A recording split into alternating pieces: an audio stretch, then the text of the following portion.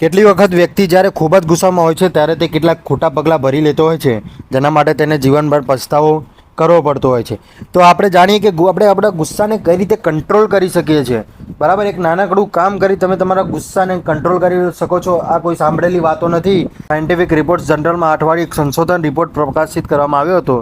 આ રિપોર્ટમાં નાયોગા યુનિવર્સિટીના કોગ્નિટિવ સાયન્સના પ્રોફેસર નોબુચુકી કવાઈએ આ સંશોધન સાથે જોડાયેલી કેટલીક બાબતો લખી છે. નામ પર ના જશો, પણ આ જે ટ્રીક છે, સંશોધન છે, તે તમે જાણીને હેરાન થઈ જશો.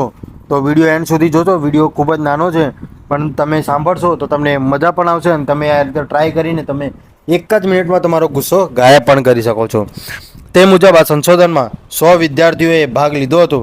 રિસર્ચ બાદ જે પરિણામ સામે આવ્યું હતું તે ચોંકાવવાનું હતું. કવાઈના કહેવા પ્રમાણે જે વિદ્યાર્થીઓ કેટલીક બાબતોને લઈને ખૂબ ગુસ્સામાં આવે છે, તેઓ એ વસ્તુઓ વિશેની તેમની લાગણીઓને એક કાગળ પર લખી અને તેને ફાડી નાખી.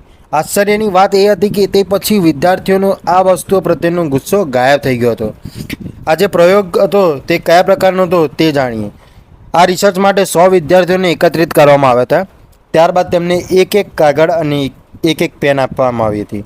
કેટલાક સામાજિક મુદ્દાઓ પર તેમના સંક્ષિપ્ત અભિપ્રાય, જેમ કે જાહેર રસ્તાઓ સ્થળોએ ધૂમ્રપાન પર પ્રતિબંધ હોવો જોઈએ કે નહીં. થોડીવાર પછી જ્યારે વિદ્યાર્થીઓએ કાગળ પર તેમના મંતવ્યો લખ્યા ત્યારે તેમને કહેવામાં આવ્યું કે પીએચડી વિદ્યાર્થી તમારી લખેલી દરેક વાતનું મૂલ્યાંકન કરશે.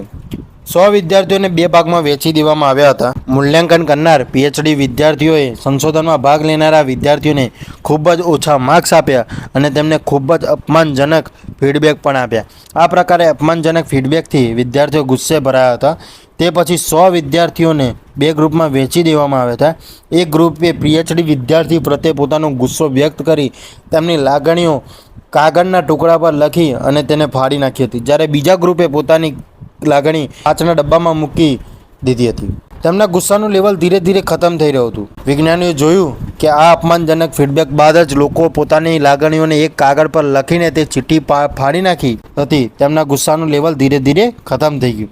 જ્યારે જે લોકોએ પોતાની લાગણીઓની ચીઠ્ઠીને કાચના પાત્રમાં સંભાળીને મૂકી હતી, તેમના ગુસ્સાનું લેવલ એ જ રહ્યું.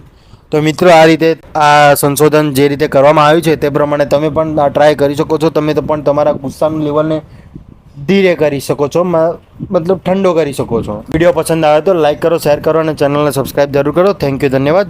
જય શ્રી રામ.